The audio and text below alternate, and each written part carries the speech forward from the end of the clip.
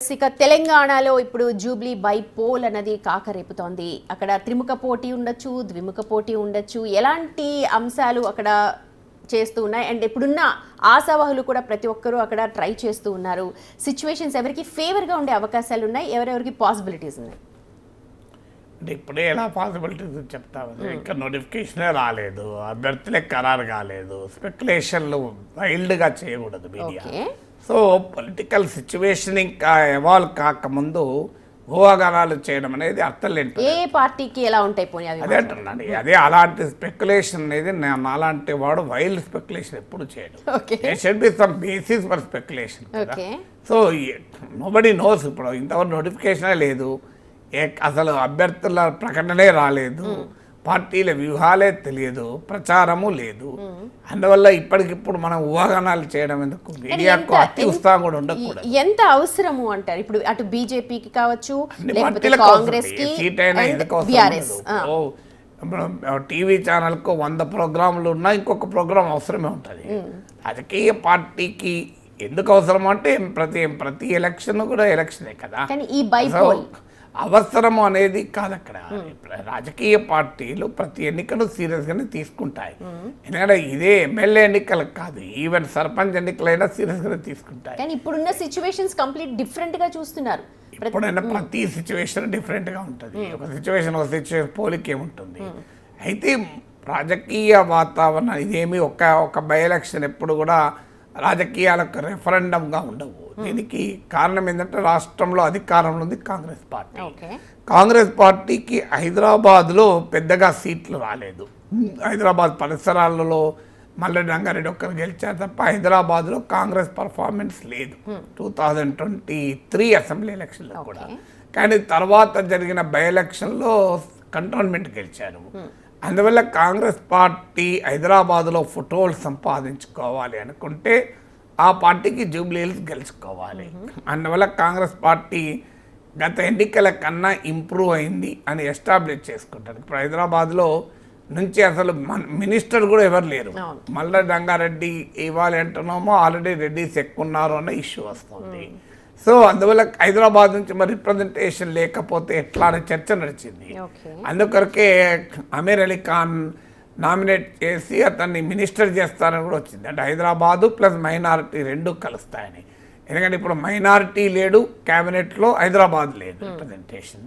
So అందువల్ల కాంగ్రెస్ పార్టీకి ఎన్నిక గెలవడం ద్వారా ఆ సమస్య కూడా పోతుంది. ఒకవేళ మైనారిటీ అభ్యర్థి అయితే కాకపోయినా హైదరాబాద్ నుంచి బహుశా ఒక ప్రామినెంట్ ఫిగర్ కనుక జూబ్లీస్లో పోటీ చేసి గెలిస్తే డెఫినెట్గా మంత్రి అయ్యే అవకాశం ఉంటుంది. అందుకే మీకు దాన నాగేందర్ లాంటి వాళ్ళు ఆయన డిస్క్వాలిఫై అయినా కూడా ఇక్కడ గెలిస్తే మంత్రి.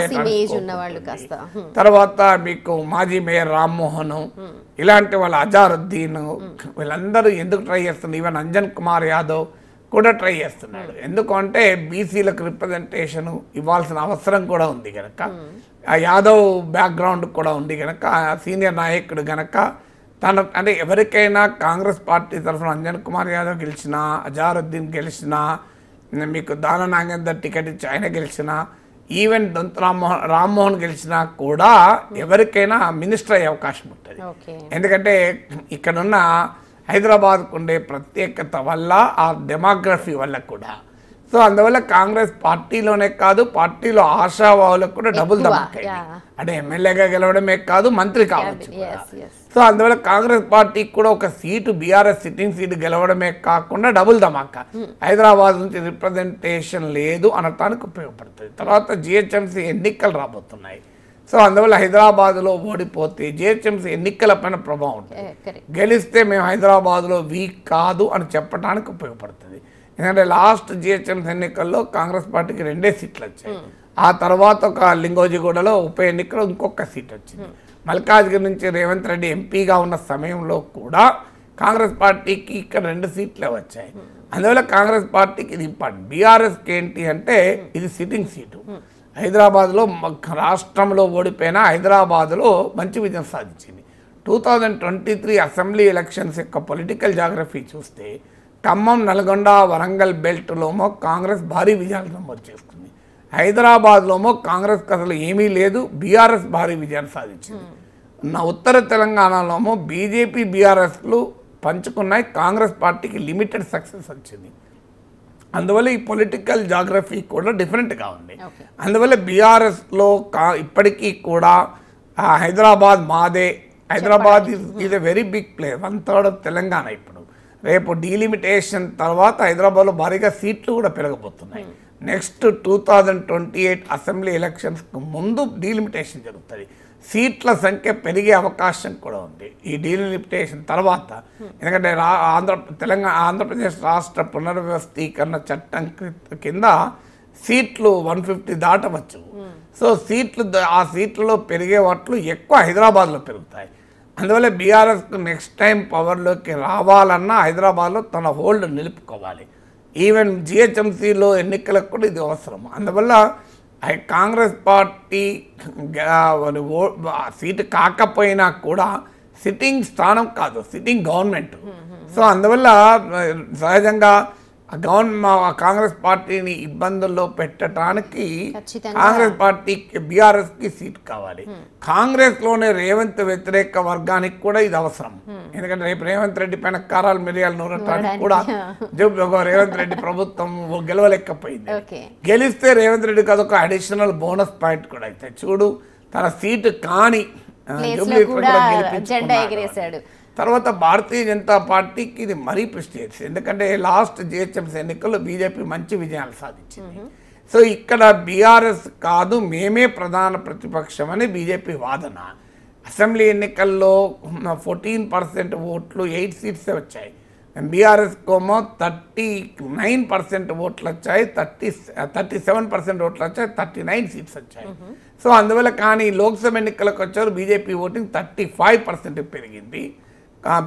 బీఆర్ఎస్ ఓటింగ్ 17% పడిపోయింది.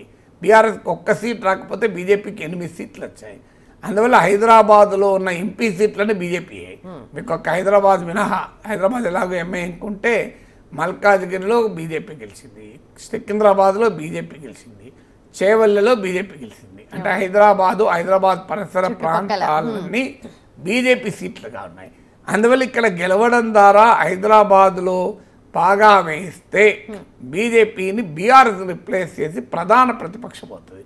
రాజకీయాల్లో ఎలా ఉంటుందంటే ప్రధాన ప్రతిపక్షం ఎవరుంటే వారికి అనుకోకుండా కొంత లాభం జరుగుతుంది. ఇప్పుడు మీకు కేసీఆర్ పైన వ్యతిరేకత బాగా పెరిగిన తర్వాత కాంగ్రెస్ బాగా వీక్ అయి చతికిల పడ్డది అనే భావన ఉన్నప్పుడు బీజేపీ కాస్త దూకుడు ప్రదర్శిస్తే దుబ్బాక గెలిచింది, హుజరాబాద్ గెలిచింది, మీకు జిహెచ్ఎంసీలో మంచి రిజల్ట్ వచ్చింది. మళ్ళీ ఒక్కసారి బండి సంజయ్ని డ్రాప్ చేయడము, కవిత అరెస్ట్ కాకపోవడము, బీజేపీకి బీఆర్ఎస్ మధ్య ఏదో హాయ్ అన్న వార్తలు రావడము, ఈ నేపథ్యంలో బీజేపీ వెనక్కి తగ్గడంతో ఒక్కసారి కాంగ్రెస్ దూసుకొచ్చింది. అందువల్ల రేపు కూడా బీజేపీ ఏమంటే కాంగ్రెస్ ప్రభుత్వం పైన సహజ అసంతృప్తి పెరుగుతుంది. పెరిగినప్పుడు తనకు ఉపయోగపడాలంటే ఇప్పుడు తన అపోజిషన్ స్పేస్లో ఉండాలి. సో బీఆర్ఎస్ని రిప్లేస్ చేసి ప్రిన్సిపల్ అపోజిషన్గా మేమే ఉన్నాము అనే పబ్లిక్ పర్సెప్షన్ క్రియేట్ చేసుకోవటానికి కూడా జూబ్లీహిల్స్ గెలవడం అనేది బీజేపీకి అవసరం. అందువల్ల అన్ని పార్టీలకు అవసరం అనే దాంట్లో అనుమానం లేదు. సో ఈ ఎంఐఎం ఏ పాత్ర పోషిస్తుందని ఇంకోటి, జూబ్లీహిల్స్ చాలా మంది జూబ్లీహిల్స్ అంటే చాలా అఫ్లుయెంట్ వాళ్ళే ఉంటారు అనుకుంటారు, కానీ జూబ్లీహిల్స్ లో చాలా భారీగా ముస్లిం ఓటర్ కూడా ఉన్నారు. సో నేను కూడా జూబ్లీహిల్స్ అసెంబ్లీ సెగ్మెంట్ లో ఓటర్ని. సో అందువల్ల ఇప్పుడు మేము వెళ్ళిన పోలింగ్ బూత్ చూస్తే మీకు మెజారిటీ ముస్లిమ్స్ ఓట్లు వేశారు అక్కడ. సో అందువల్ల బిగ్ ముస్లిం ఓటింగ్ ఆల్సో, స్లమ్స్ ఉన్నాయి, పేదల ఓట్లు కూడా ఉన్నాయి. సో అందువల్ల ఈ ఓట్లలో ఎంఐఎం సపోర్ట్ అనేది కీలకమవుతుంది. సో గత ఎన్నికలప్పుడేమో ఎంఐఎం బీఆర్ఎస్తో ఉంది, మీరు ఇప్పుడు కాంగ్రెస్, ఎంఐఎం పని ఏమన్నా ఎవడు అధికారం అంటే వాళ్ళతో ఉంటారు కనుక ఇప్పుడు ఎంఐఎం ఎటువైపు ఇప్పుడు కాంగ్రెస్ వైపు ఉంది కనుక ఎంఐఎం పోటీ చేస్తుందా లేదా టాసిట్గా కాంగ్రెస్కు మద్దతు ఇస్తుందా అన్న తర్వాత ఇప్పుడు ఆల్రెడీ బీఆర్ఎస్ ప్రకటించింది. సో మాగంటి పోటీ చేస్తారు, దాంతో సింపతి ఫ్యాక్టర్ అనేది పనిచేస్తుందా, సింపతి ఫ్యాక్టర్ పని చేయొచ్చు, పని చేయదు, దుబ్బాకలో పని చేయలేదు, ఆయన విషయంలో ఒకసారి అలా అయింది, దుబ్బాకలో కూడా పని చేయలేదు కదా, రామలింగారెడ్డి విషయంలో కూడా కాలేదు. తర్వాత మీకు హుజూరా మీకు నాగార్జున సాగర్లో అయింది. ప్రతిసారి అవుతుందని ఏం చెప్పలేము. జిహెచ్ఎంసీలో లింగోజిగూడలకు కూడా కాలే. అందువల్ల ఈ డైమెన్షన్ అన్నీ ఉన్నాయి. తర్వాత ఈ సెగ్మెంట్లో మీకు ఆంధ్ర సీమాంధ్ర ప్రాంత ఓటర్లు కూడా గణనీయంగానే ఉంటారు. మరి వాళ్ళు ఎటువైపు ఓట్లు వేస్తారు? టీడీపీకి కూడా బలం ఉంది. ఒకప్పుడు టీడీపీ గెలిచిన సీట్లే కదా ఇవి. సో మరి ఆ టీడీపీ ఏమైనా బీజేపీకి ఆంధ్ర రాజకీయాల ప్రభావంతో పనిచేస్తుందా, కలిసి వస్తుందా? టీడీపీ కలిసింది అంటే దాని ప్రభావం మళ్ళీ ఎటువైపు ఉంటుంది? రేవంత్ రెడ్డి పట్ల సహజంగానే తెలుగుదేశం ఫాలోవర్స్లో సానుకూలత ఉంది. చంద్రబాబు నాయుడు శిష్యుడు అనేది రేవంత్ రెడ్డి ఒప్పుకోడు అంటాడు, కానీ చంద్రబాబు పట్ల రేవంత్ రెడ్డి బహిరంగంగానే చాలా ఆ గౌరవం. రేవంత్ రెడ్డికి ఉన్న ప్రత్యేకత ఏంటంటే సహజంగా ఒక పార్టీ నుంచి ఇంకో పార్టీకి వెళ్తే పాత పార్టీని తిడతారు, కానీ రేవంత్ రెడ్డి ఎన్నడూ తిట్టలేదు. ఆయన ఎక్నాలెడ్జ్ చేస్తూ వస్తాడు ఎప్పటికైనా. నేను స్కూళ్ళు బీజేపీలో కాలేజ్ చంద్రబాబు నాయుడు దగ్గర అని కూడా చెప్పాడు కదా, ఉద్యోగం రాహుల్ గాంధీ దగ్గర అని. సో అందువల్ల ఈ ఆల్వేస్ ఎక్నాలెడ్జెస్ ఇస్ పాస్ట్. అందువల్ల కూడా తెలుగుదేశం ఓటర్లలో కాస్త సానుకూలత కూడా ఉంది. సో ఆ ఫ్యాక్టర్ అంటే ముస్లిం ఫ్యాక్టర్ ఎలా పనిచేస్తుంది, నా సీమాంధ్ర ఓటరు ప్రాంతం నుంచి వచ్చిన ఓటర్ ఎలా పనిచేస్తారు అంటే పాత తెలుగుదేశం ఓటర్ ఎటువైపు ఉంటాడు, సో ఇలాంటి ఫ్యాక్టర్స్ అన్నీ ఉన్నాయి. యాంటీ ఇన్కంబెన్సీ ఉంటుందా, సో మీకు బీఆర్ఎస్ బీజేపీల మధ్య ఓట్ల చీలిక ఉంటుందా, వాళ్ళిద్దరి మధ్య ఆ ఓట్ల చీలిక కాంగ్రెస్కి బెనిఫిట్ అవుతుందా, కాంగ్రెస్ పార్టీ ఆ ఇద్దరి మధ్య వాళ్ళిద్దరు అపోజిషన్ స్పేస్లో కొట్టుకుంటే కాంగ్రెస్ పార్టీ లాభపడుతుందా, ఇలాంటి చాలా ఫ్యాక్టర్స్ ఉన్నాయి. దాంతోపాటు ఇప్పుడు జూబ్లీహిల్స్ ఉప ఎన్నికే కాదు ఇతర ఉప ఎన్నికలు వస్తాయన్న అనుమానం కూడా ఉంది. ఆల్రెడీ యాంటీ డిఫెక్షన్ లా పైన సుప్రీంకోర్టు తీర్పు ఉన్నాయి. అందుకే అసలు మేమంతా బీఆర్ఎస్ ఎమ్మెల్యేలే అని వాళ్ళు చెప్తున్నారు. మరి ఏదన్నా దాన నాగేందర్ సీట్ అయితే క్లియర్ కేసు అవుతుంది, ఎందుకంటే ఆయన ఆల్రెడీ కాంగ్రెస్ పార్టీ తరఫున ఎంపీగా పోటీ చేసడానికి ఆయన తప్పించుకోలేడు. సో మరి రేపు ఆ సీటు ఖైరతాబాద్ ఉప ఎన్నిక వస్తుందా, దీని పక్క సీటే అది. అందుకే దాన నాగేందర్ ఈ గోల్ ఎందుకని చెప్పి జూబ్లీహిల్స్ అడుగుతున్నారు. సో అందువల్ల ఇవన్నీ ఖైరతాబాద్ అయితే మోస్ట్ ప్రాబబ్లీ వస్తుంది. మిగతా అన్నీ ఏమైనా తిమ్మిని బమ్మి చేసి బయటపడతారా చూడాలి. వాళ్ళు మేము బీఆర్ఎస్ ఎమ్మెల్యేలు అంటున్నారు, రేవంత్ రెడ్డి కూడా వాళ్ళందరూ పార్టీ మారలేదు, నేనేదో కండువకప్తో పార్టీ మారుతా ఇవన్నీ అంటున్నారు. కానీ యూ కాంట్ అవాయిడ్ దాన నాగేందర్, ఎందుకంటే ఆయన సికింద్రాబాద్ నుంచి ఎంపీగా పోటీ చేశారు. సో అందువల్ల ఈ ఛాలెంజెస్ అన్నీ ఉన్నాయి కనుక డెఫినెట్గా జూబ్లీహిల్స్ ఎన్నిక ఎలక్షన్ వెరీ వెరీ క్యూరియస్. నార్మల్గా ఉప ఎన్నిక అంత ప్రాధాన్యత ఉండదు, కానీ ఈ ఫ్యాక్టర్స్ అన్నీ ఉన్నాయి. ఒకటి జిహెచ్ఎంసీ ఎన్నికల మీద ప్రభావం, రెండు రాబోయే ఉప ఎన్నికల పైన ప్రభావం, ఉప ఎన్నికలంటూ ఒకటన్నా వస్తుంది.